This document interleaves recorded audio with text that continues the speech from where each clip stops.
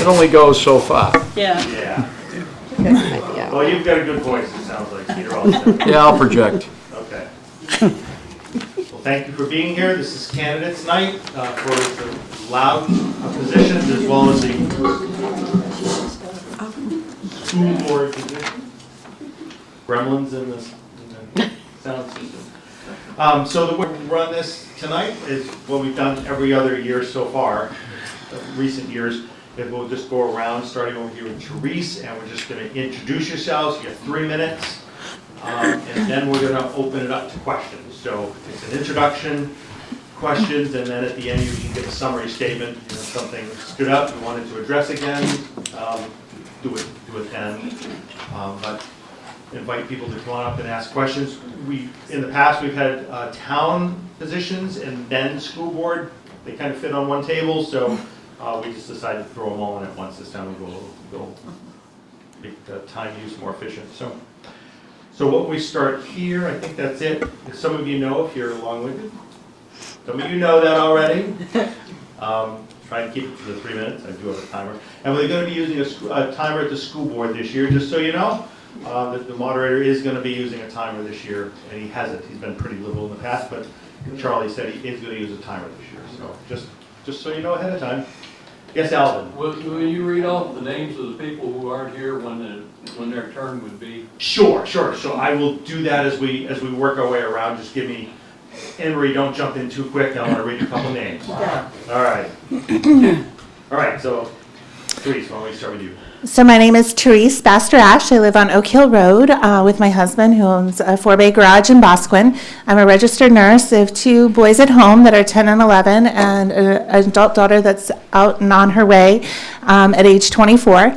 I was trustee of the trust this last term and got to understand the role and really learn quite a bit with it. I do have a background in finance before I went to nursing, but thanks to Donna and your lovely bride over here, Vicki, being my counterparts with trustee of the trust. This has been really rewarding to be a part of that. So I am running for that again. In addition to that, I spend a lot of time down at the State House. I work 2 overnight shifts, so I have some time on my hands, and politics has become a hobby for me, so I'm down at the State House quite a bit. And this last session, there was a lot of housing legislation going through, and really trying to go to like state control versus local planning. I felt like local planning is really important for the master plan to really understand what each town is very unique and what that town and what those constituents want. But a lot of what we were hearing is that for zoning, I'm running for zoning, that's why I'm talking about this, people are saying that they weren't able to get a deck put on, or a driveway or something reasonable. And so that's why they felt like they had to take it away from the local and bring it to the State House. I don't think that that's true. I think that we do a good job as a community coming together and deciding what we want our environment to look like. And I feel like government, as close as it can be to the voter, is always better for the voter. So with that, because I petitioned that I felt like zoning really needed to stay local, I felt it a civic duty to run for an open seat if there was an open seat, and there was. I'm a big proponent of property rights and your ability to have your property and do what you want with your property, as long as it's not going to harm someone else. It's not going to harm the water, it's not going to harm your neighbors, that kind of thing. So I look forward to Alvin C. I've known for a long time, and I asked him quite a few questions and asked him if he would mentor me in this role as a newbie should I be elected, and he has already given me some great tips. So I look forward to being part of the team should you choose to elect me to be a representative for the zoning board. All right, thank you. So these people did indicate they would be here, so that's why their names are up here. So the next one in line would have been Brian McGinn, running for zoning board, and then Charlie Asniv also running for zoning board. So those 2 might show up. I don't know, but let's see. Anybody else? I'll get the ones that did not reserve or RSVP at the end. So Anne-Marie, why don't we go ahead with you? Okay. My name's Anne-Marie Gilligan. I live on Greenview Drive here in Loudon. I'm married to my husband, Paul. I have 4 children. I have 3 stepchildren, and I have 15 grandchildren. Hold the mic towards you a little bit, Sure. Anne.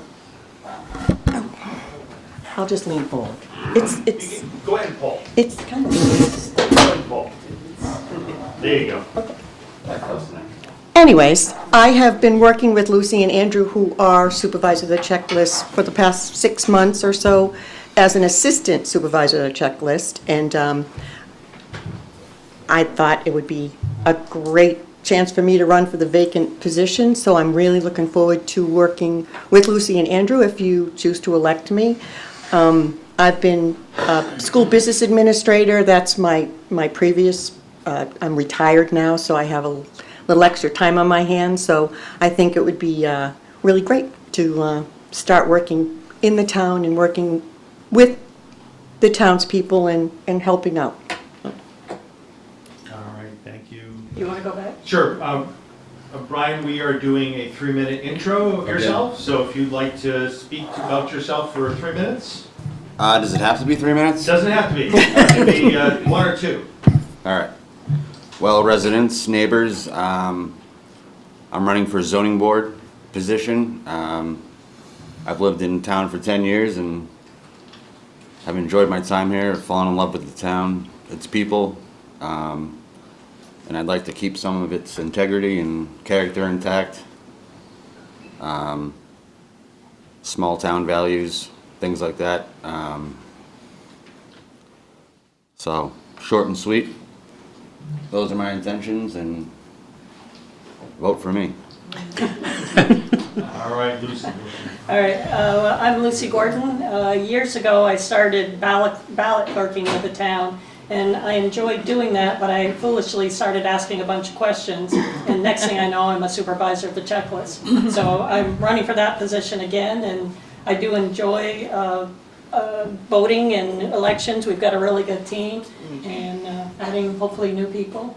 One other thing to be aware of, currently the term for supervisor of the checklist is 6 years. There is a warrant article for town meeting to change the term from 6 years to 3. If anybody has any questions on the whys or the what-fors, or even questions about what is a supervisor of the checklist, please do not hesitate to reach out to me, Andrew Perella, or Anne Marie. We'd be more than happy to set you straight. Thank you. My name is Leslie Seaboyer. I moved to the town back in 2018. Jeannie and I bought a house up by what used to be Fillmore's Pit.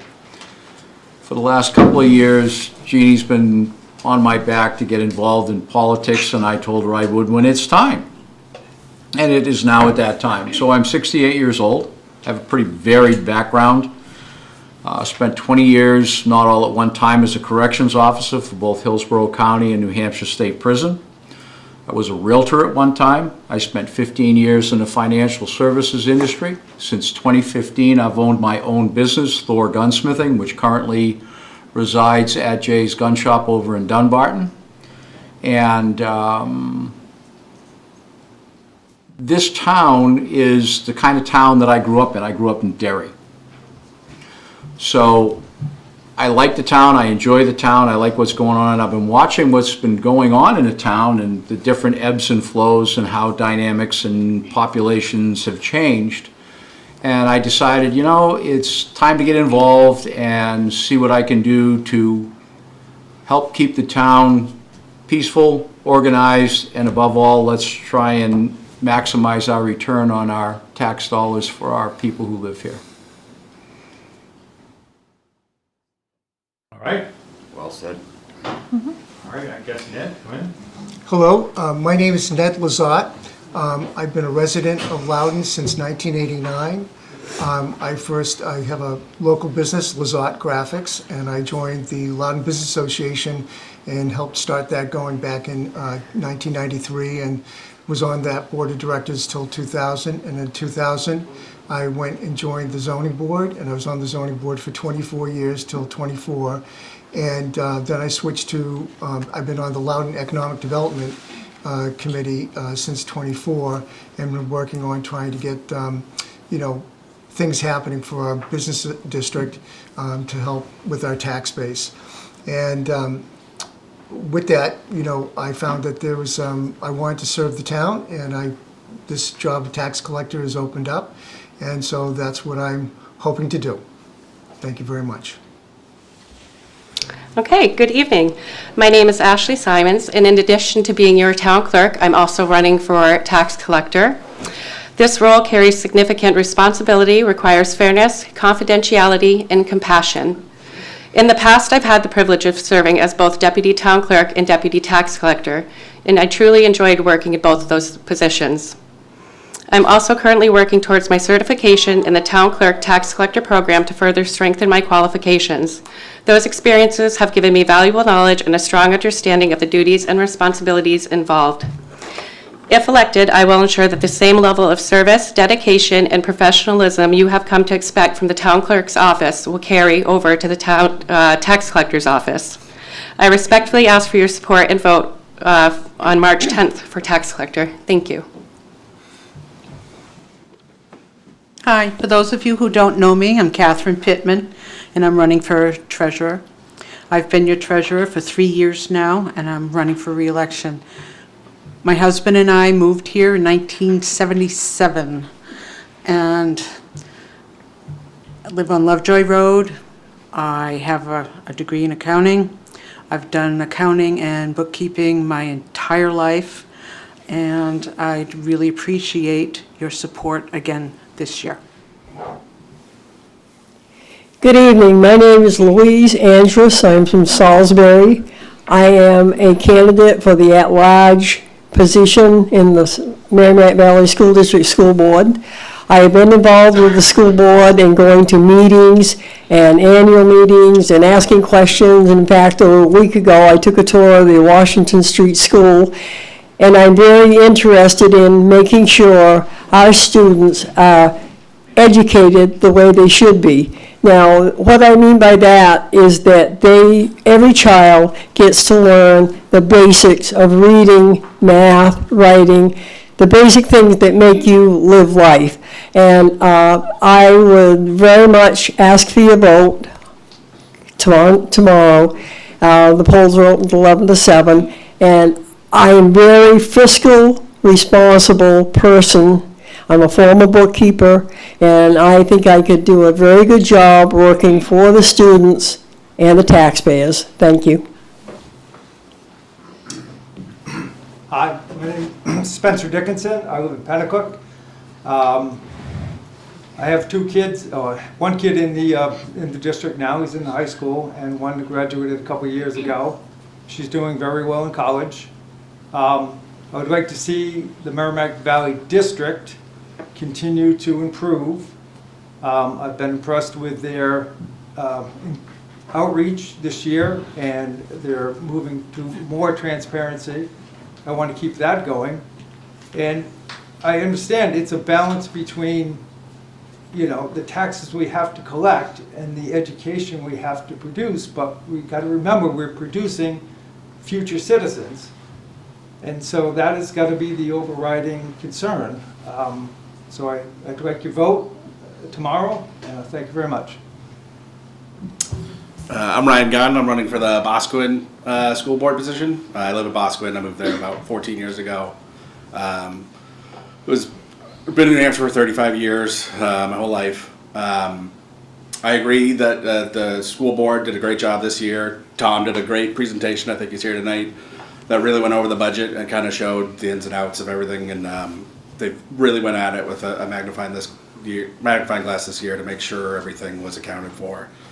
Jessica has been doing great with her newsletter and reaching out, and I hope I can continue that. I think my focus would be just an honesty with the community and increasing communication and making sure people know what's going on. I do think it'll probably be a difficult term on school board. The state is providing less and less funds. Healthcare costs are rising every year, more and more. My wife works at the state in the insurance department, and it seems like 2 years from now we might have one of the biggest increases we've ever seen. It's not gonna be fun. It's probably gonna end up being some difficult choices on the school board. So I have a son who's currently in first grade. He's 6 years old in the school district. I'm thankful every day. The teachers there are saints. They're doing a great job. So it's all about that balance, and I hope I can provide service to the community and trying to strike that balance. So I hope for your vote tomorrow. Good evening. My name is Jessica Wheeler Russell, and thank you very much for inviting me to be here today. I'm looking forward to answering questions. I am a mother of 2 children in the school district, and I've had the honor of serving on the school board since I was appointed in the fall of 2020. I stepped forward to serve at that time because I believe deeply in giving back to the community that my family calls home, and I believe public education is the great equalizer, opening opportunity for all children, and that belief still guides my work today. During my time serving, I prioritized student success, transparency, and long-range planning to address rising costs, some things that Ryan was actually just alluding to. This year, we made real progress sharing budget information earlier and in a more user-friendly way, and holding town meetings in each town, a practice I wish to continue, ensuring residents feel informed and included. I do remain focused on thoughtful long-range planning, including expanding in-district special education so students can stay close to home so that their support systems, while reducing expensive out-of-district costs. Importantly, I will continue supporting our students and staff in ways that recognize student success is about more than just a test score, and an adequate education is more than just reading, writing, and arithmetic. Our children are more than numbers on a spreadsheet, and they deserve individualized support, opportunity, and the chance to thrive, all within a responsible budget. In short, I am running to continue to provide steady, transparent, student-centered leadership, maintaining a responsible budget for our taxpayers, and I ask for your vote tomorrow. Thank you. All right, so before we get into the questions, so think about what you want to ask. The individuals that aren't here tonight couldn't be here. Roger J. Bilodeau is running for selectman in Loudon. The library trustee for 3 years, Brianna Hema, is running. Planning board for 3 years, Donna LeClaire is also running. Whitney Donnelly is running for zoning board for the 3-year term. And again, Charlie is not here this evening either. As far as the school board, we have 2 individuals who are not here this evening. Amanda York is running for a 3-year term from Loudon. And Charlie Niebling is running for the moderator. It says 1-year term. I guess maybe they choose them every year. Yes. You forgot Danielle. Oh yes, it was blue but crossed out. Thank you very much. Yes, Danielle Bosco is running for planning board for a 3-year term. Thank you. Yes. I was looking for the non-highlighted. Thank you. Yep. So those are the individuals that we're not able to speak to this evening. So questions, and again, there's a lot of different positions up here, so the questions might be different. So if you have questions, just come on up. Doesn't matter who they're for. Come on up and ask away. Nice.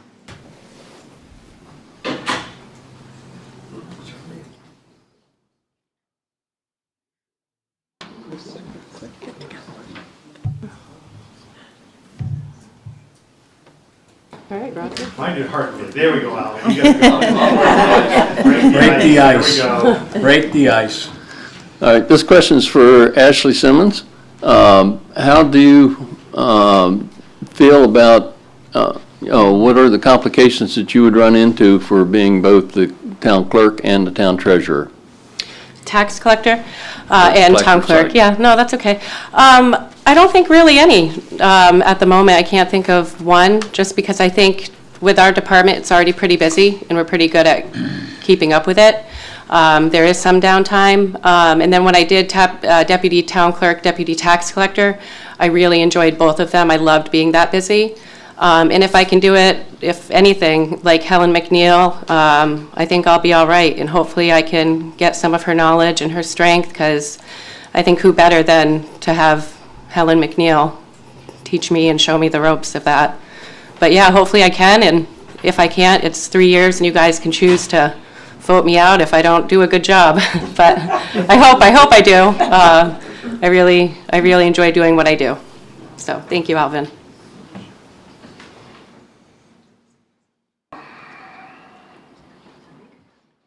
Anybody else as brave as Alvin?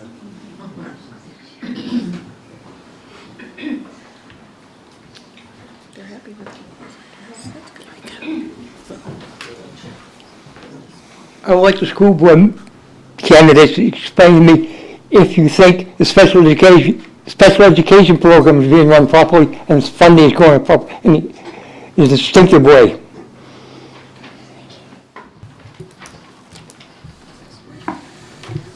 Just to make sure I heard that correctly, you're asking, do you think that the special education programming is being run properly and that it's being funded correctly? Okay.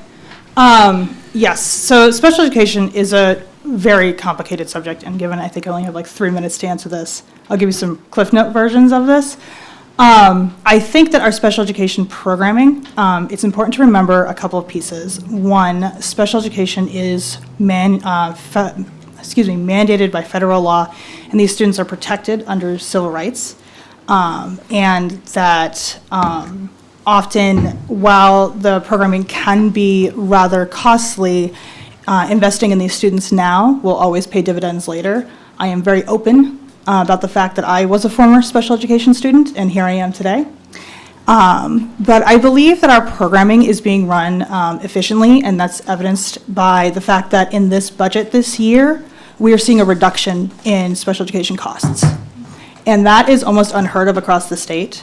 We are lucky to have Julie, our Director of Student Services, who has been fantastic in finding ways to reduce costs and overhead, and that's great. We obviously still have some challenges, and part of why I'm still, I'm running again, is one of the solutions I see is we're going to have to get ahead of more expanding costs, especially given that the state has been giving us less and less aid in special education. I think that's really important to remember. They promise us 100%, and they don't give it. So part of getting around that in this position is planning for things like expanding in district programming, as I've mentioned before. I think that's all I really have to add about it.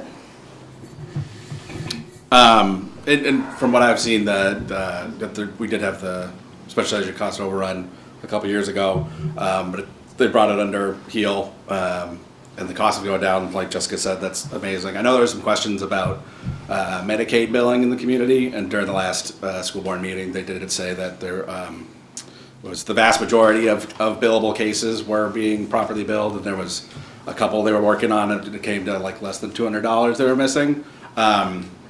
So it is a tough place because you are mandated by the law to provide those services, and I know some of those kids, and they're great kids. So I do think they're doing the best they can, and hopefully we can provide more oversight and make sure that continues, but I think they're doing a great job. Yeah, from what I understand, it's a vastly unfunded mandate from the feds and from the state. The Merrimack Valley District administration's got a pretty low cost overhead, so they're doing well on that. But again, the special ed costs are wildly variable. I mean, you could take a kid with a very high needs into the district. He may have moved in today, and we don't know. Or, maybe a couple kids will move out. So it wildly fluctuates, and you got to plan ahead for all eventualities. I agree with everyone. The special ed is very hard, and like they say, there's so many mandates you have to meet whether you like it or not, and the taxpayers have to come up with the money if the state and the federal government don't come up with it. But I would really like to see what we can come up with within our district to bring kids back in. I know they're bringing some back in, but bringing back in as many special ed students that we can, because it would save the district a lot of money. I mean, some of the busing the prices I've heard are outrageous, and, we're busing them every day for miles and miles, and maybe over a period of time, we can bring them back and we can defray some of the costs, because special ed right now, it's not just us, it's everywhere, is out of sight. Thank you.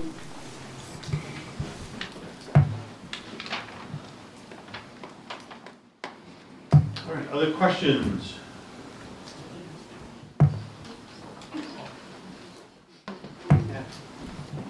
Good evening. Ashley McGann of Clough Hill Road. Since we're on the topic of special education, I had a question for Mr. Seaboyer. On the 23rd, you came into the town office to speak with the ladies that were there and gave some talking points as to why you're running. And one of the things you stated is that you didn't think we should fund special education for students who couldn't be any more than a smart 6-year-old. Do you still share that opinion? I do, absolutely. That child is not responsible for how Mother Nature or God, or however you want to refer it, decided to make them. Neither are their parents. However, realistically, you have to look at what is going to be the end result for that child. Now, federal law says that you basically are responsible for that child until he or she, colloquially known as, ages out at age 22. The question is, how can that child be best served? And So you think what by do them do not to getting an best education serve is that the way? child? I'm sorry? So you think them not getting an education because you don't think they will amount to more than a smart 6-year-old is the correct answer? No, that was an example. So if you have Jeannie's oldest son has a daughter who has APERS. And right now she's able to function pretty well at school. But her time is going to come because of how she is being impacted by APERS as to whether or not she is going to be able to continue to function in a classroom environment. Now, I understand the desire and the feelings of we have to keep things as normal as possible for these children, and I don't disagree with that. So if you have, for example, someone who has a walking disability or someone who was born deaf, certainly reasonable accommodations need to be made. However, if you have someone who, through no fault of their own and no fault of their parents, are in a position where they are not going to function in society beyond a certain level, then you are putting money into a person, a resource, a individual that is never going to get there. So for example, if I was born with no legs, I'm never going to be a 100-yard sprinter. No matter how bad I want to be a 100-yard sprinter, I am never going to be that 100-yard sprinter. So why would you spend tens of thousands, in some cases hundreds of thousands of dollars, trying to get me to a point where I can be a 100-yard sprinter? That's never going to happen. So your stance is that if there's a physical disability for a student, we should be providing accommodations to them. But if they have some sort of mental challenge in any capacity, we shouldn't be providing them an education. I didn't say that, and I'm not saying that. What I'm saying is you have to make reasonable accommodations, but there comes a point in time when no matter what you try to do, you're not going to get past how Mother Nature, God, however you want to call it, brought that child to be. And if that child is never going to be more than a very good 6-year-old, even in a 22-year-old body or a 19-year-old body, how much money are you going to keep putting into a process to try and get them someplace they're never going to be? If I was born blind, reasonable accommodations can be made to help me get an education, and I have no issue with that. But spending money to help me see through a school system, I'm sorry, you're never going to get there. I'm not going to see if I was born blind until technology outside of school gets me there.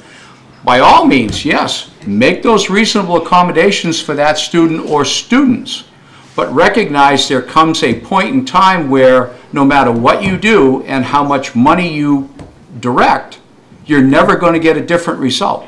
And how are you determining this? At what age is there a test? How do you decide that they're never going to advance any further? There are different tests, there are different studies that are done with children, and the end result of that is, for example, and I'll step back to Jeannie's granddaughter, when she hits her teen years, that's about as far as she's going to get. And that's not her fault, it's not her parents' fault, it's the way she was born, it's the way God made her. So do I want to try and get her to PhD when the best thing she might be able to do is complete 6th to 8th grade maybe? And that remains to be seen. If you're seeing improvement and growth, by all means do it. But you have to do it wisely, and you have to do it in a fiscally responsible way. And I understand that that sounds cruel. I understand that that sounds, improper. But the reality is, here we are, this is where we are, and this is how far that individual is going to get. So trying to bring them past that point, you're never going to do that. If somebody's born with a situation where they can't walk, they need to use a wheelchair, hey, by all means, make accommodations. I have no issues with that. When I was a kid in school, I was horribly dyslexic. But you know what the solution was? My teacher worked with me, my parents worked with me, and I learned to adapt and overcome. I can still read upside down and backwards as fast as you can write it if you're legible. I still transpose letters and numbers, and I have to be constantly aware of that. But nobody dumped tens of thousands of dollars into helping me overcome something that's the way I was born, and it's never going to change. So the wise use of money, the wise use of educational resources is where you need to be. And I have all the empathy and I have all the compassion in the world for that child and those parents. Doesn't but seem there like it. comes a point in time where, what are we doing? What are we spending? And is that child better served another way? So perhaps that child's better served with a teacher coming to their home. Perhaps that's gonna that cost more child money. is better served in another way. Well, it's going to cost more money to send the teacher out. Not necessarily. It depends on what's going on and what the physical maladies We're are. into a dialogue now that we could have later, but Yes. is the answer to your So question overall? One final question. As a selectman, you don't actually have say over how the school board spends their budget. Don't That's you right, think I don't. maybe running for a school board seat would have been a better position for you? No, absolutely not, because I don't have the time to commit to it, and there are other people probably better at it than I am. But you have the time to commit to being a So selectman? I have time to commit to selectmen, absolutely, and I very carefully evaluated that. So, as a selectman, it's a team effort. There are three of us. And the three of us form that team, and we use our strengths and our resources and our knowledge collectively, in addition, in working with all the other people in the departments that form the town to achieve a goal. Okay. And that goal needs to be for the benefit of the entire community. All right, Okay, thank you for your time. thank you. All right. Someone else can ask a follow-up, I guess, but I think we're getting to a dialogue that could happen. Can I ask a question? Do I have to? You want to ask a question? Not yourself, but. That would be weird. I may ask one. So this is to follow up to Ashley's. So you're talking about being a team in your select board, endeavor. But you have to also understand that special education is a team. It's not one person deciding whether a child gets extra help or not one person that evaluates a child. There is a whole team. And the team comes up with the educational plan for the child. And I'm going to say this, whether you believe that a child can continue to learn and grow if they have mental issues is totally wrong. A child or an adult who has mental issues can learn many things, many things. So I just don't understand where you're getting your information from. Is there a question there? or- Yeah, where do you get your information from? Why would you feel so strongly about special education sure, it's a cost, but it's mandated. So the school board can't say, well, little Johnny came in, the mother wants to have an IEP team go through. They have to do it. And whatever the team comes up with, they have to continue. So whether we like it or not, that's that child's right. That's that parent's right. So I totally disagree with how you feel So about. the question is, where'd you get the information? Yeah, where did you Okay, get where did you get this information? You've made a statement on your position, and that's fine. I've made a statement on my position. When you look at people of different issues, they have different challenges, they have different things. You can have a child that is severely malformed, but they are capable of functioning no different than you or I, intellectually and mentally. Right. and by all means, provide them the resource. However, if you have a child who is not going to be able to develop and be able to grow and continue, how much money are you going to spend of the taxpayers' money, of the community's money, to try and bring them past a point that they're never going to be at, as determined by people much further up the food chain and much better educated than I am? So you can get to a point where the question is, how am I better serving this child and this family, versus keep throwing money at it and keep throwing studies at it and doing all these other things to get where you want to be. But what you don't understand is that team would say, okay. That team has a vested interest. Right, and little Johnny's got to 8th grade, but we don't think he's going to do great in high school. So they're going to find something else, some other way to teach him, some other way to bring him, to have friends and to do all kinds of things. I really think that you would really benefit to looking into this a little bit more. Okay. Okay. This is for Les. Les, do you believe in the common good for the entire community? Yep. And are you aware that New Hampshire is currently at the highest rate of homelessness and the housing crisis that we have here in New Hampshire? We have more homelessness than any other state as far as increased amount of homelessness in the state of New Hampshire. Are you aware? And a lot of that is contributed to the amount of property taxes that people are now paying, as much in a property tax as they are in a mortgage, oftentimes, if not more.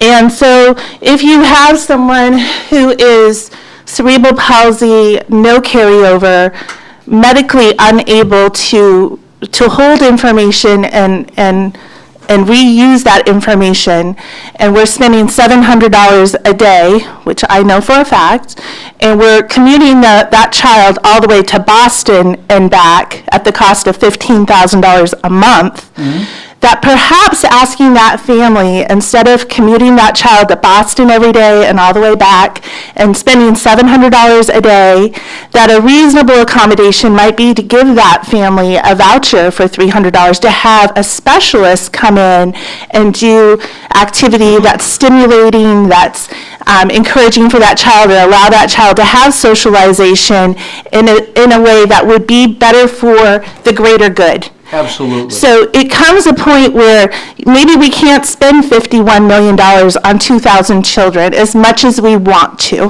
right? Agreed. And we have to decide, do we want to put the 90-year-old back at Walmart pushing carts so that they're not homeless, so that we can make what's called, the thing is, reasonable accommodation is wide open. All of us love our children. Those are questions. So my question to you, Les, is that you believe that children should be taught and educated to the best that the community can possibly afford to provide. Is that a true statement? Yes, Thank you. absolutely. Next. Stacy Jarvis, I'm from There you go, feel free. Stacy Jarvis, I'm from Boscawen. So it sounds like there's a lot of talk around special needs right now. So I think it would be a good time to ask a question for the potential board members about your stance on the Washington Street School / the Merrimack Valley Learning Center, because clearly it sounds like we all agree that we need to support special education, and that is a tool that we have in our toolbox right now at Merrimack Valley to provide in-district special education, and it also is a revenue source for us. So I'd like to know if you support that, what do you see the vision for that? And also, thank you, Les, for your statement earlier, so everyone knows how you feel about special needs education, and to absolutely never vote for you if you should run for school board. Well, thank you. I appreciate that. I think a lot of what I've said has been somewhat misconstrued. You have a balance of responsibility. You have questions for the school board members right now. Okay, so this was a very vigorous conversation, which I believe is very indicative of a lot of we'll say, property tax strain, and I understand that, right? I spoke before about how the state has been reducing funding in special education over the course of the last few years. And so knowing this, and knowing that we were going to be experiencing further challenges, especially as the state has been kind of wavering on what they're going to give us, what they're not going to give us, I am in the facilities committee at the behest of some folks who are asking us questions about Washington Street. Like, what are we going to do with Washington Street? What are we going to do with Washington Street? Which, as I understand it, in my time on the board, in 5 years, was a question people were asking and I was curious about. I didn't realize it was decades until pretty recently. So my stance is this. We, on the facilities committee, looked around at our options. And it wasn't a short term. This has been a years-long process. And I will state that my original position a few years ago was to actually sell the building. That's what I had originally wanted to do because it didn't make sense to me. However, over the course of the years, and over the course of the last year specifically, reviewing and researching all of our options, especially given the challenges around special education that are most likely going to, waver, as Spencer had mentioned. These things are volatile. We don't know what we could get tomorrow or what we will get next year. So part of this position that we are running for is the ability not just to look 1 year ahead, but 10 years ahead. And so knowing this, we began to look at the Washington Street School and what do we do with it. It made the most fiscal sense to keep the students within the Washington Street building in the Learning Center program. It is far costlier to build new than it is to renovate. So there's the first thing, because we did kind of ask questions around, well, what if we added to the high school? What if we did this? What if we did that? It was going to be far less expensive to keep them in the building that they're in right now.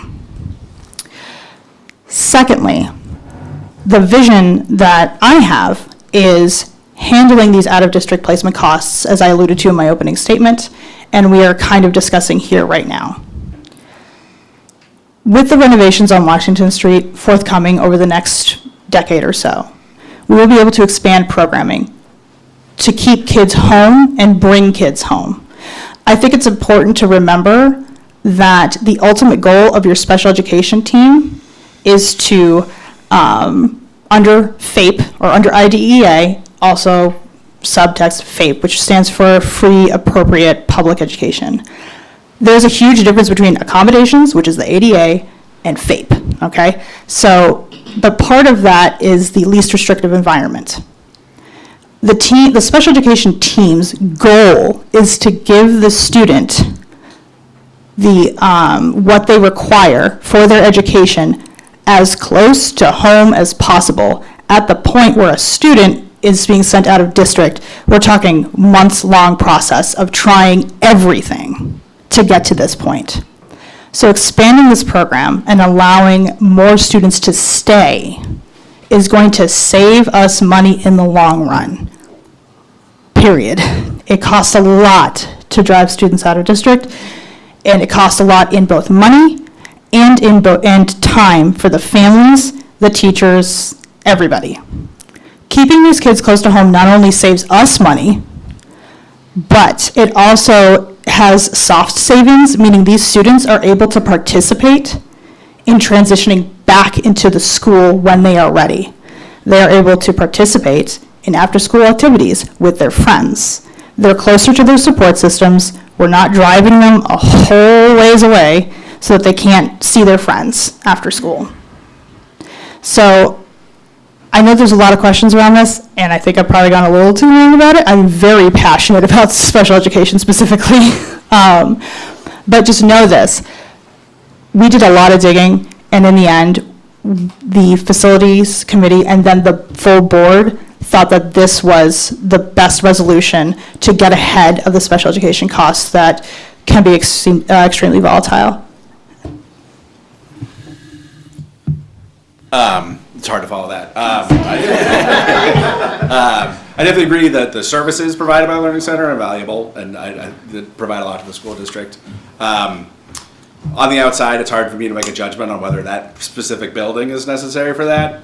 We're in a tough space. New Hampshire is one of the oldest states in the country. We're getting older every year. We have one of the lowest birth rates in the country. Our class sizes are going to keep going down, and the buildings stay the same size. So overall, it does seem like there needs to be some kind of long-term plan to reduce building costs. If that's Washington Street School or not, I can't speak to right now. But that would be one of my priorities on the board, is to look for long-term planning and to see how we can reduce. I know everyone likes to spend their free time looking at Fred's CIP plan. It's kind of scary when you look at it. There's a lot of costs coming down. So yeah, the Learning Center's great and they do great work. And hopefully we can keep in that building. If that's the cheapest cost, that's what I'd be for. But yeah, I guess that's my position there. Going to school board meetings and committee meetings the last few months, I've realized that they did spend a lot of time and a lot of effort in coming up with a plan for Washington Street School. I respect Fred Regan if he wants to get it, and the board voted 9-1 to keep it. So it wasn't like, it was a out of the sky, pie in the sky operation. The board looked into it deeply, and it was an overwhelming consensus that that is our best way forward. And having seen some of the process, I tend to agree with them. Thank you. The Merrimack Valley Learning Center is a good program. And what I'm going to say has absolutely nothing to do with the Learning Center. But it has to do with the Washington Street School. I've done a thorough investigation, and about a week ago, I took a tour of the whole school. That school started in the 1930s. In the early 2000s, a study was done, and how I know, I got it from the facilities director, and it's not online, so I don't think anybody else has seen it. In 2023, there was a study done on the school, and the facilities committee and the school board didn't like it, so they decided to do another study. That study was 3 pages long and cost us $22,600. Now, at that time, I asked for a copy of that study, but I never got one. In 2025, I met with the facilities director, and I asked him for a copy of the study, and he told me he couldn't give it to me because it had never been presented to the full school board. Now, since then, in 2025, Banwell Associates did a study, and some of the study from 2023 was included in it. But this is the problem, and this is the decision why I investigated this, because I felt it should have been brought before the people and not just the school board. That school is not ADA compliant. The stairs don't meet code. Now, this goes back years. This is not something new. This goes back for years. So I just asked the superintendent, who hasn't answered me, what if one child gets hurt in the Washington Street School, a student? What is our liability, knowing that we know it's not ADA compliant, and we know that the stairs don't meet code? And he hasn't answered me yet. Another thing is, there's got to be a lot of money, and it's not on the CIP. This is what bothers me. I looked at the CIP the other night.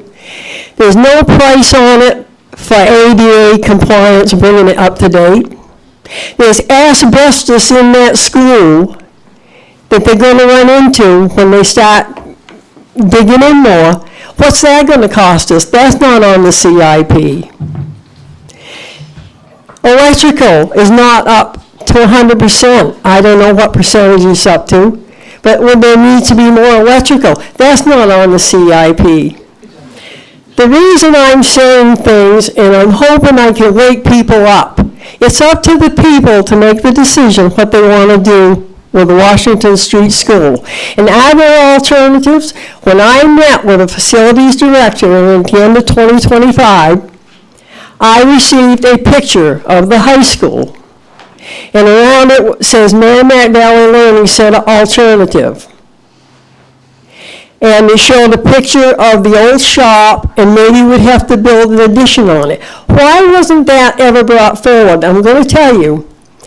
I emailed every school board member asking them if they had seen that picture before they made the decision to just go forward with the Learning Center at the Washington Street School.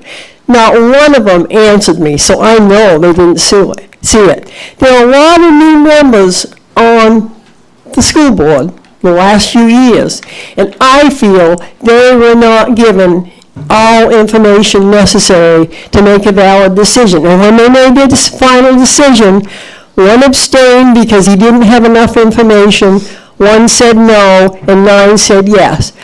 I still think it's an issue which should be brought back to the people, and everybody be honest and transparent and let the people make a decision. Thank you. Can I actually kind of answer the question that was kind of just posed for a second about ADA compliance and how it's listed on the study? The CIP or the? So, Okay, sure. I have the study in my hands right now. And I just want to make it clear that it's a little bit, it might not be called ADA on the website, but part of the plan is to bring this up to ADA compliance. And yes, part of the plan is to bring this up to ADA compliance. It's actually one of the first things that's planned on being done. And I have the study in my hands, which actually lists out the ADA compliance items that we're going to be looking at. I have here a list on the elevator, which is bringing it up to ADA code, stale railings, bringing it up to ADA code, bathroom renovations, ADA code, and door replacements. So it might not be called ADA on the website, but essentially bathroom, doors, elevator, those things are bringing this up to code. And I just want to make that clear. Just to help people, maybe the number that's in the CIP, does it include those things? I'd have to go back and look at the CIP from recently. Yeah, but if it says door, that's the ADA compliance. They just didn't write it out as ADA compliant. They just wrote door, just to be clear. All right, thank you.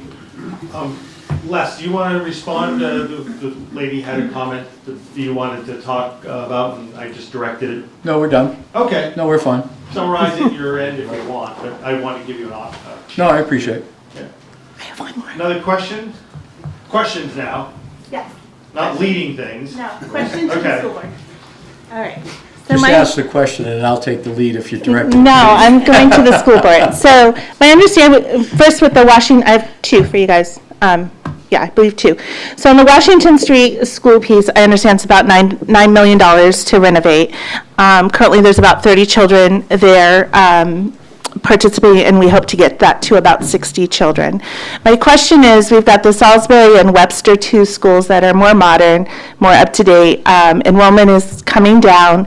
Do we think in 4 to 5 years that we could use one of those locations for those 60 kiddos and sell Washington Street and avoid the $9 million cost to the taxpayer?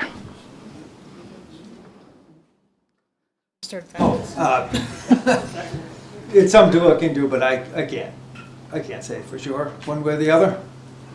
Something to look at, maybe. Yeah, definitely. Yeah, I'm the same, unless we looked into the Salisbury Elementary School and the Webster Elementary School, and are we going to combine them, or are we going to just combine certain grades?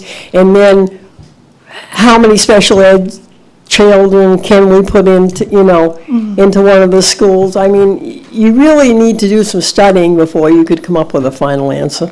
Okay. Next. We didn't get to answer. Oh, sorry, go ahead.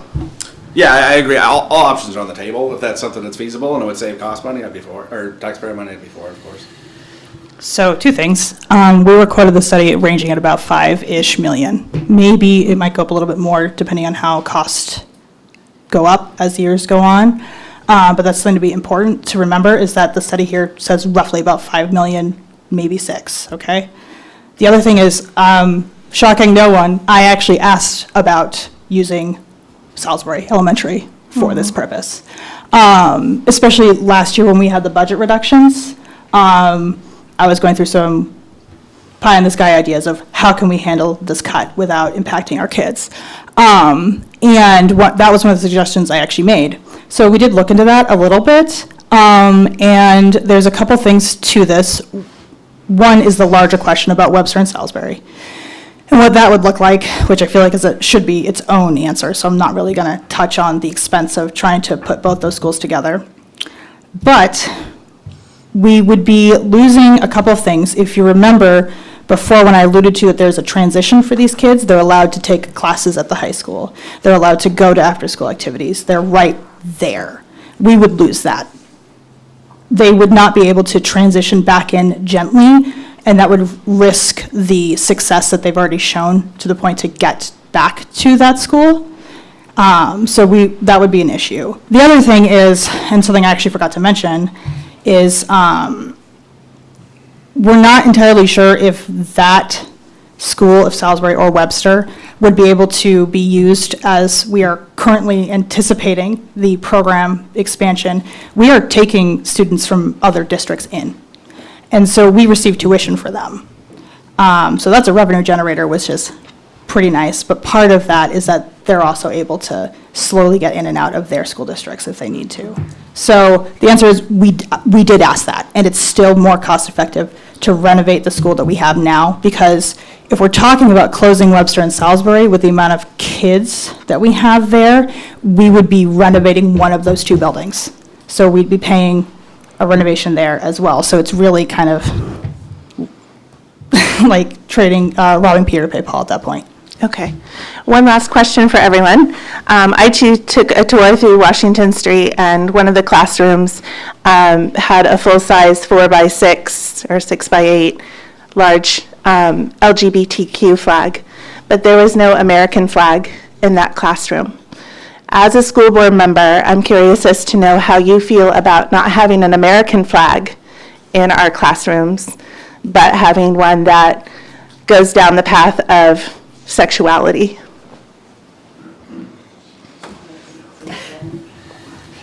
I can go first. Okay. Is there an American flag outside of the school prominently displayed, would be my first question. I'm just talking about the classroom. I understand the question, but it was a yes or no? Are you okay without having an American flag? This is not a yes or no question, respectfully. Okay. So, this is actually going to go back to kind of how do you view public education, right? We have an American flag outside of all of our schools. I've seen it a few times. There are American flags within the classrooms too. Not every single one. I don't actually think there might be one in my youngest son's classroom right now, but I don't quite recall because it's been a while since I've been in there. But having a pride flag, was it? Was pride flag? Like a rainbow flag? It was the LGBTQ with the triangles. Okay, so an acceptance flag, okay. Part of public school means we educate every student. We cannot say no. We cannot deny anyone. We cannot, and nor should we, honestly. Part of public school is being with other people who are different than yourself, coming together, learning appropriately together, and handling differences of opinions. Does it bother me that there's a pride flag in my classroom? No, it doesn't. Because there are some kids out there who maybe need to see that every once in a while to make themselves feel welcome and heard in a public school. Does it make some other students uncomfortable? Yeah, but life's uncomfortable. And if it makes you uncomfortable, the place I want students to learn how to handle their differences and their challenges with each other is inside the classroom, not in a job where it's going to get them fired. This is part of a public education that goes beyond reading, writing, and arithmetic. It's learning how to move through your world in a way that is healthy for everyone around us and benefits everyone around you afterwards as they learn to participate as full-fledged citizens. So, no, it doesn't bother me, but that's that. I don't have enough time in my day to care about classroom decorations, so whatever the teacher wants, they can do. That sounds pretty reasonable. I'm with Jess on this one. All right, I have absolutely nothing against LGBTQ, but if you're going to have something in this classroom portraying that, then when something like God or anything else, that should be portrayed also. I mean, this is all fairness. And as far as I'm concerned, we do not give children enough credit where credit is due, meaning, and I'm a mother and I'm a grandmother, that children learn in their acceptance of each other, and we do not have to portray anything to make them accept other kids. I think this is just a natural thing. Thank you. Thank you. Other questions? Back row.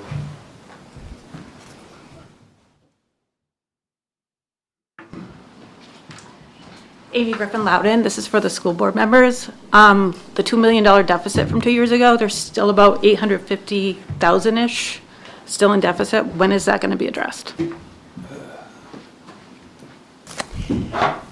The school deficit, as far as I'm concerned, we're raising money for everything else.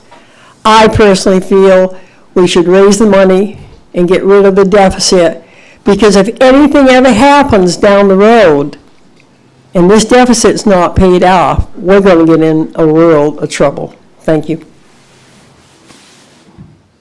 I think there's a couple of warrant articles to try to cover our future liabilities, and there is, I believe I've seen a plan to chip away at the deficit and get that squared away as fast as possible. As not currently being on the board, I don't know all the details. I know there are some weird budgeting laws, or I don't think you can put a line item in it for deficit reduction. I think it kind of has to naturally come out of the fund balance. I do know the warrant articles to increase the expendable trusts are on there, and that's to kind of counteract the ongoing deficit. So if you have concerns about the deficit, I would definitely support the warrant articles to put money into the expendable trusts. I'm sorry. Oh, go ahead. Okay, so sorry. No, you're fine. I jumped the gun there. The deficit. So we have really two options. We can either raise and appropriate the money, which is going to be out of your tax revenue on top of the operating budget. Or if you were at the last meeting, we actually got an update that we are in a very good place last year. We're at about twice the amount of unused funds as last year. So it's looking pretty good that we'll be able to chip away at a huge chunk more. I personally am not really wanting to raise and appropriate the funds right now, because that would affect the tax rate, period. And that's, it's a concern. Like, part of this job is trying to figure out a way to come up with creative solutions without overly impacting our tax base. And so I suppose if the voters really wanted us to ask them to, to raise and appropriate the funds, I would be okay with that. I'm not comfortable bringing it forward when we have a lot of other things that are going on. But I think that we will be seeing more of that chipped away this year, considering our business administrator had been speaking with our facilities director about some maintenance items that we wouldn't be able to pull some money from this time around to kind of cover that, instead of going towards, say, like Washington Street, which is the whole plan, is to take care of the deficit first. Question? Yes, school board. Hi. Hi. Has anyone thought about getting a forensic accountant in there to find out exactly what happened to that money? I'll answer first. Okay, last year, a group of us citizens handed the school board, at a school board meeting, a request for a forensic audit. The school board I mean, the meeting does not have to answer us, but to my knowledge, they never did nothing with that request. I think we should have had one, and I still believe we should one. We don't know, we have an explanation, but to me, we don't know exactly what happened. Thank you. It was before my time. I'll be interested to hear what Jess has to say.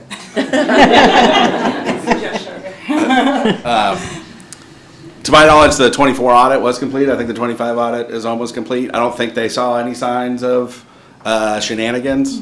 Now, I'm So- talking about a forensic audit, not just a general audit. Right, so my point being, if we did see some issues with those audits and there were signs of, because forensic audits isn't free, right? That'd be a pretty large cost to the taxpayers. So without some kind of indication that a forensic audit is needed, I don't see it necessary to expend that for the taxpayers. But I'm speaking kind of as a taxpayer here. Yeah, so we do have audits on the website which are not the same as forensic audits. I just want to make that clear. A forensic audit would involve another party coming in and doing an even deeper, much more pricey dive. So I had wanted to wait till we had the audits for the last year and this year before I even thought about doing it, but I would prefer to actually have that as a warrant article to see if the people want us to spend like $50,000 on a forensic audit. I can say that the audits did find what our superintendent had said the day after it happened. I want to make that very clear. It was right away that he told us. But that it was over expenditures in maintenance items, food service, and most importantly, special education as a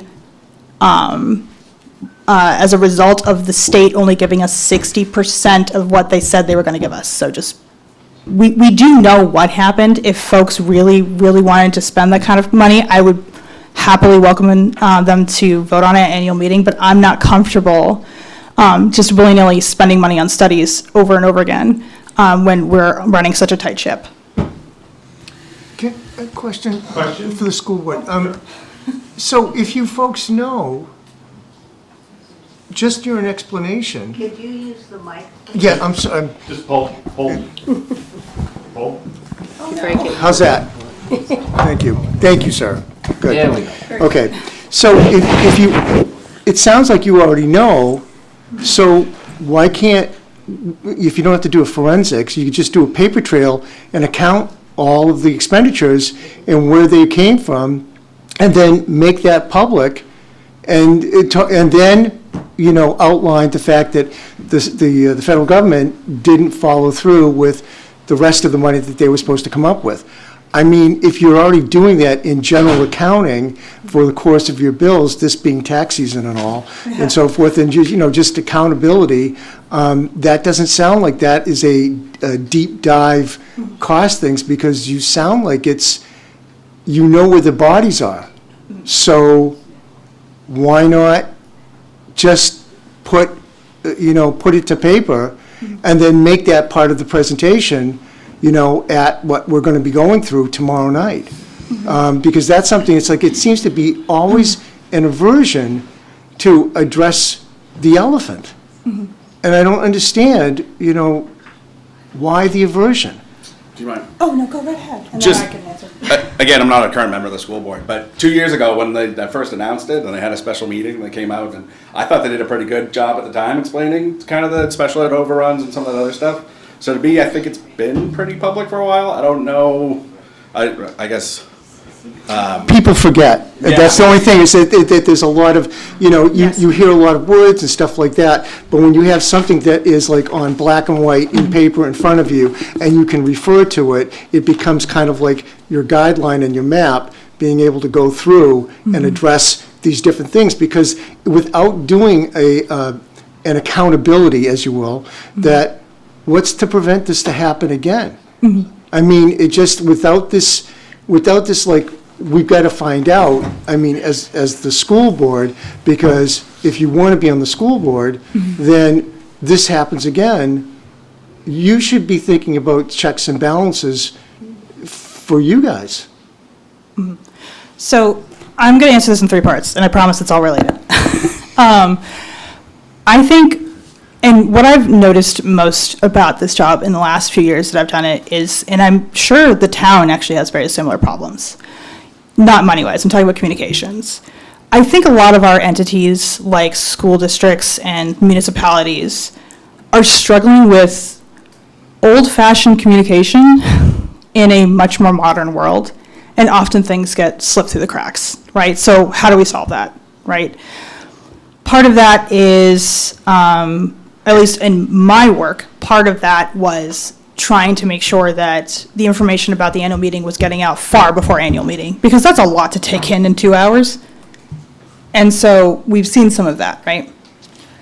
The other part of that is I put out a monthly newsletter where I describe everything that we've done, upcoming meetings, things that are happening, and everyone, not just people who are in the school, because for me, I have a direct connection, right? My children are there. So I get all of the information and the emails and everything that they're sending out.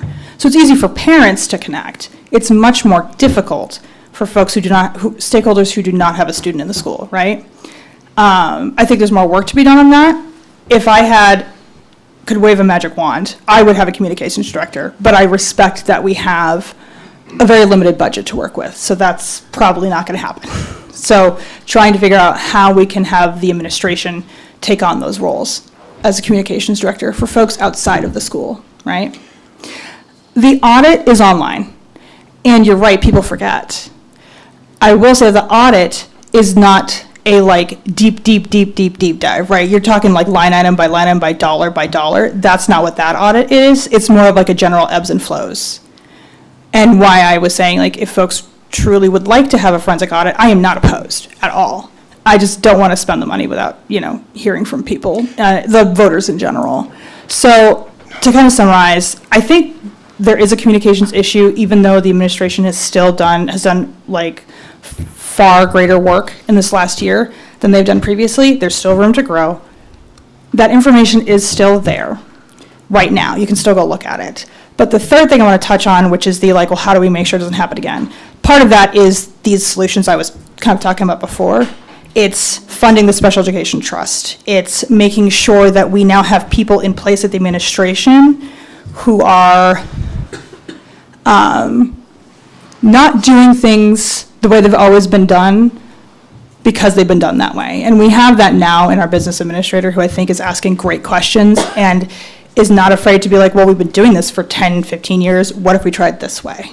Right? So it's getting good people in there to make sure that this kind of stuff doesn't happen again, who are very thorough in their job, but also that we as a board come up with more solutions to kind of handle these large expanding costs like special education. I hope that answered the question. No. And so you just said something else about, a deep dive was like going line item by line item. Mm-hmm. Well, we just got through with the selectmen's budget hearing and stuff like that. And one of the nice things that I've always felt is that in the initial budget hearing that we have a general outline. And then they go back and they sharpen their pencils. And then we come back with a more revised, and that's kind of like a real, squeezing the belt, tightening the things, but also what we need to work as a town. And in that, the report that gets generated for the presentations is a line item by everything that's right. And it's not that, I mean, spreadsheets and stuff like that, it's not that complicated. It's just, you've got a budget, you have a proposed budget, you have your expenditures, and then, plus or minus what happens. The thing is that if you don't do that, okay, and you keep going through, you're just setting up the same, not you. Okay, I understand. But the system that is in place right now is setting up the same traps, okay, of having the same failures of like, where did this money go? Oh, I see what you're saying. Okay. And the fact that the federal government is not going to pony up, okay, then that should already tell you that if you're proposed X, by the federal government, they give you 50% of that best case scenario, then you should, now again, I'm not you. I get it. But whoever's in charge of trying to, deliver these services needs to kind of like do a fallback position in order to not get into the, well, we're just going to spend the money and hope to heck everybody else is going to step up and say, yes, okay, because that is the problem. I mean, it's getting to the point where, no, it's not okay. Okay, I mean, it's like, there's legitimate stuff that everybody, you know, schools, towns, and stuff like that. But I think that most of the families, I don't think all the families out here and everywhere else have like a, yeah, we'll just spend the money and we'll hope that, you know, we get a refund or something like that to help fill in the gaps. Because hard decisions are made at the moment, okay, and that's where the reality check is. And that's not like a deep dive, that's like as you go. Yeah, and I get that. Answer So this one pretty quickly. I promise to be really fast. I'll give you 2 minutes. So after this happened, there were more checks and balances put in at the SAU level for expenditures going in and out. Like, that was done. And so that's part of the, how do we address this not happening again? I think what I should probably mention about these monies that are being expended, and I should say the state government was giving us 60%. Now we're at about 90, I think, percent of the special education fund. The feds give us 10% of what they're supposed to. So it's even less with them. But when you're dealing with special education, the unfortunate thing is that costs, like we said before, are volatile, and it's based on the need of the student. So we can plan for it, and we do, and that's part of the reason why there's a warrant article for the Special Education Trust, is to handle an extreme case. Our special education director, our student service director, and the building level special education directors, counselors, directors, they all put together a summary budget of what they can kind of, what they could expect in the next year, right? So they're trying to handle knowing what the costs are going to be, but it all goes back to the point before that we were talking about, where these are mandated by law and we cannot say no.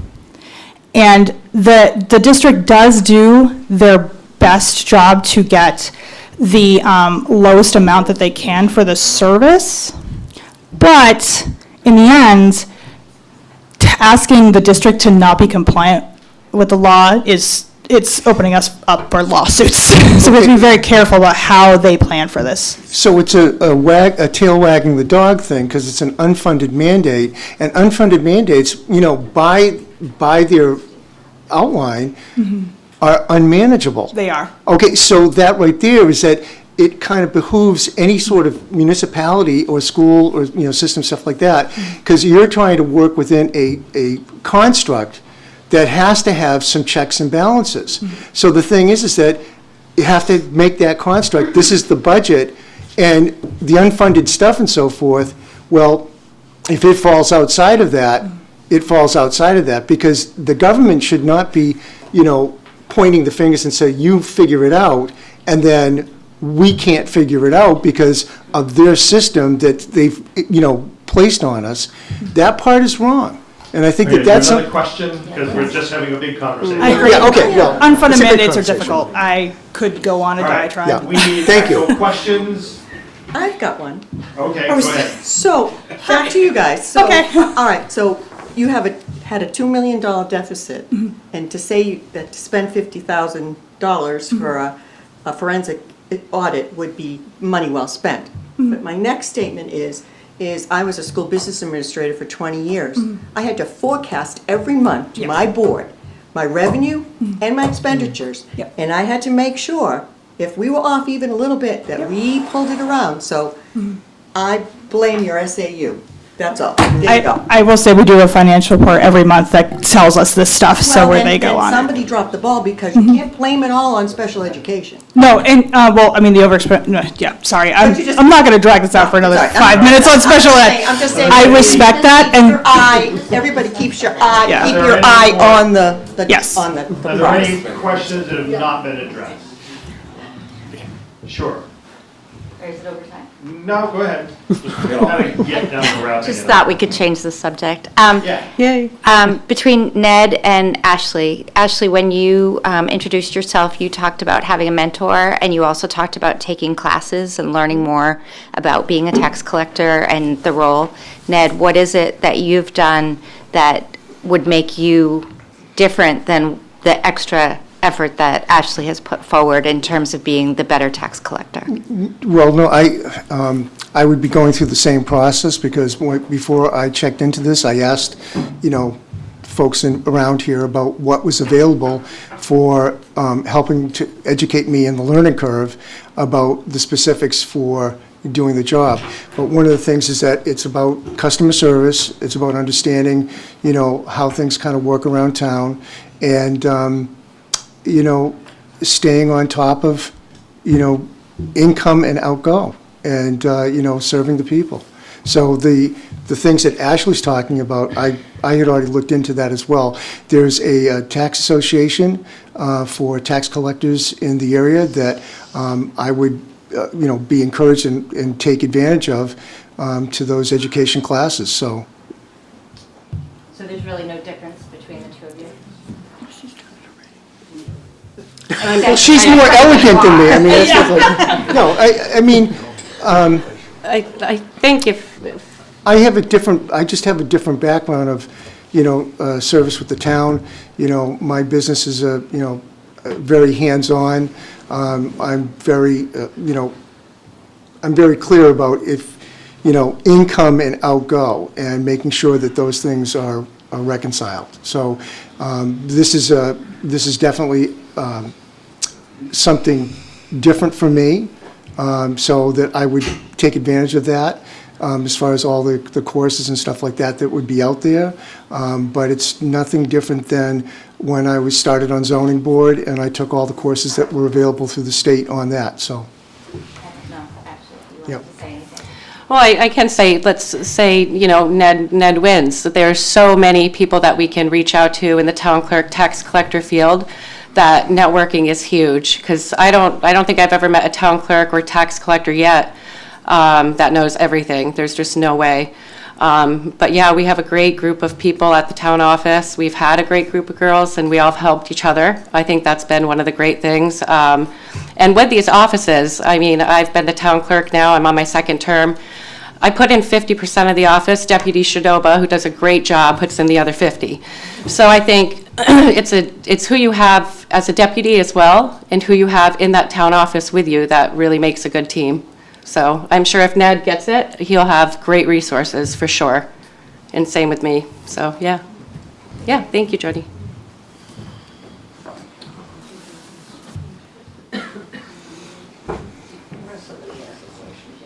Before I came to the meeting tonight, I didn't have a real good feeling about the school board and about the supervisory union. After listening to what I've listened to tonight, and I'm thinking of that $51 million, it scares the hell out of me. That people are taking this money that, from my point of view, it just scares me. And so if you are elected to the school board, I suggest that you find time in your day to find out what flags are in the classrooms, please. Okay. We had one person back here, a question? Yeah. Hi, my name is Joanne Del Deo. I live on Loudon Ridge Road. And my question is for the people who are running for zoning. And my question is, what are your qualifications for running? And if you are currently inexperienced, what is your goal? What is your main interest for running? Sure, great question. I started my life out in finance, and I was a mortgage broker, did housing and residential before I went on and eventually became a nurse. So certainly understanding, property rights, being a property owner, understanding the wetlands, but also understanding the needs of a town and striking a balance, because if we can put in something that's not going to be a big burden on, say, the fire department, or a big burden on our school system, but it's going to actually be a business that brings in a lot of revenue for property taxes and lowers everyone else's property taxes. Those are all those things that we kind of have to look at. That's more planning. But when it comes to zoning, for me, my heart was truly looking at New Hampshire is so unique. We are so unique that we have the local planning piece of it, I don't know if everybody realized how special that is. To be able to come here tonight, to be able to have warrant articles, to be able to talk it out and decide that, we do want roosters, we don't want roosters, or, whatever it might be, we want trash pickup, we don't want trash pickup.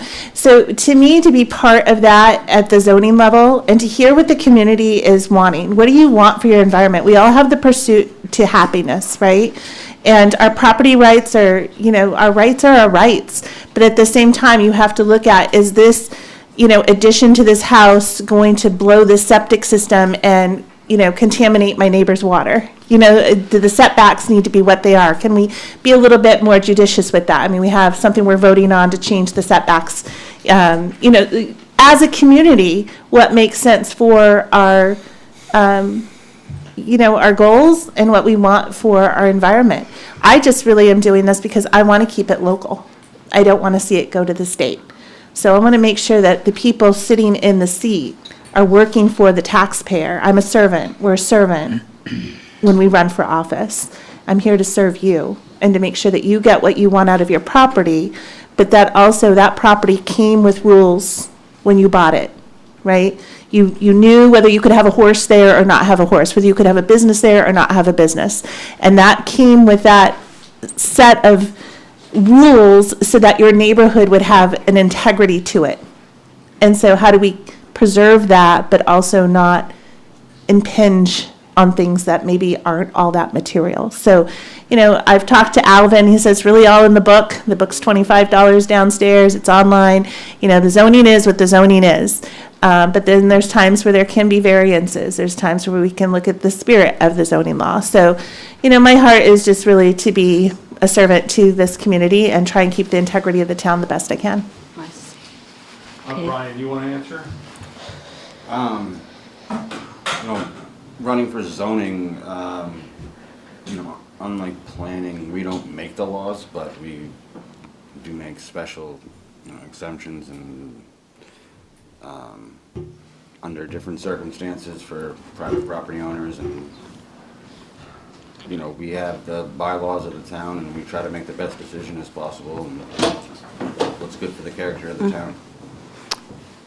And so it sounds like neither of you has particular experience with it, but it would be, you're willing to do what it takes to Yeah, learn.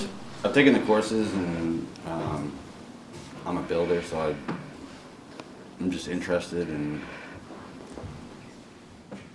it's good to be a part of it. Yeah, I see. New Hampshire has the Municipality Association where they do have all the different trustee of the trust, and you can go to Bertie DeShays, you can email them, they have courses you can take, all of those things. So I there are see. those resources that can help. And then certainly I went to the current zoning board members and kind of talked to them, time commitment, what are some of the nuances, what are some of the things you run into, just to kind of have a working knowledge before I put my name down.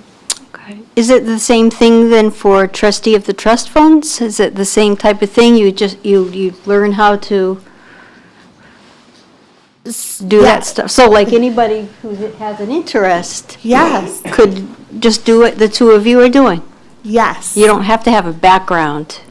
Well, yep, these are elected positions, so civic duty, whether, it's pretty amazing that you have a school board that's managing $51 million, the majority of our tax and our children, our most precious asset, right? And they're just elected. So it really is up to the people to recruit the best fit to represent you and your tax dollars, right? And it's up to all of us to put our name down and get involved. Okay, well, thank you both for your answer. Of course. Duty. Yep. Any other questions, or we do wrap up now? Bobby, can I make a statement? It's about the zoning board. Sure. You don't need any knowledge to be a zoning board member. You have the ordinance book that you read, and you go in and you listen. That's what you gotta do. You listen. You listen to what all the people tell you, and you make your decision. And remember one thing, if you do get elected to the board, it's the zoning board of adjustment, which means that book is a guide. It's not a Bible. Keep that in mind when you make your decisions. Thank you. All right. Love it. Yes. Very quick question for Ned. You've mentioned twice tonight that you have your own company. Is being tax collector going to interfere with that business at all? No, that's the best thing about being the owner of the small company is that I can basically control my hours. So that's one of the reasons why I was running for this position. So, So if you win, yeah. okay, part two, I'm sorry. So if you win, you're not going to be cutting your hours down? From my business? No, from tax collector's hours.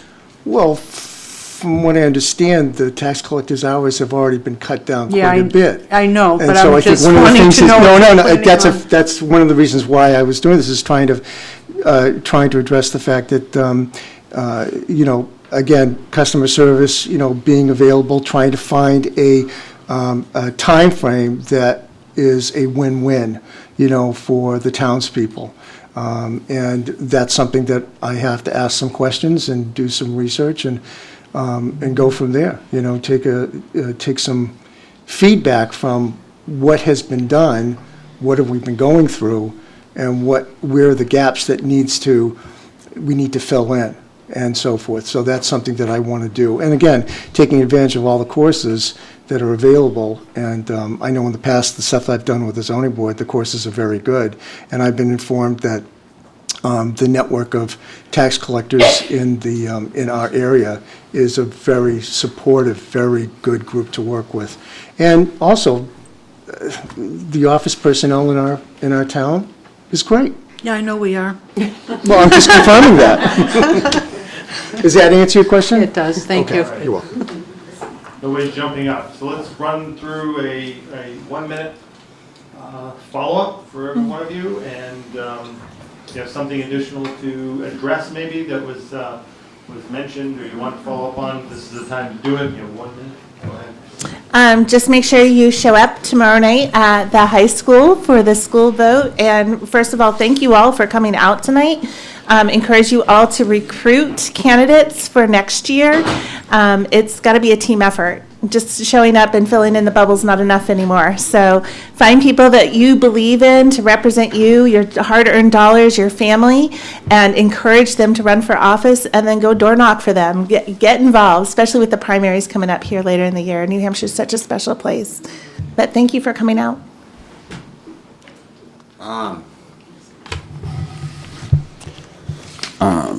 If elected to the zoning board position, I'll bring fairness and try to make the best decision for the town. Thank you. I really don't have anything else to say. Just come out and vote. Loudon has, excuse me, over 4,130 voters. But look at the small group of people that show up for this. Last year at the town election, we had less than 700 people show up. At the school election, we had less than 400 people. We really need to get out and make decisions, the whole town, not just the handful of people. So get out and vote, and thank you for showing up, and hope to see you tomorrow and next Tuesday. Well, tonight, obviously, I offended some people. That's to be expected. If I told you what you wanted to hear, I'd just be another politician. The trade-off is Loudon's going to grow. Is it going to grow for the better or for the worse? Is it going to keep its New England qualities and all the things that we like about this town that brought us here? Or is it going to evolve into something that we go, what happened? Massachusetts. As a selectman, if elected, if I don't ask the questions, if I don't present the positions that have been addressed to me by people, then I'm selling everybody short. That's fine. If you don't want to vote for me, don't. If you do, do.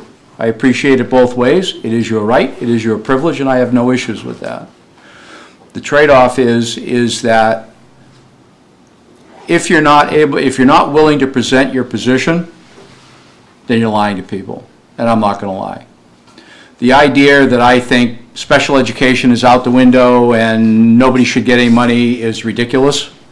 That's not the case. I have no problem with monies being spent on special education where there's a steady growth of that individual.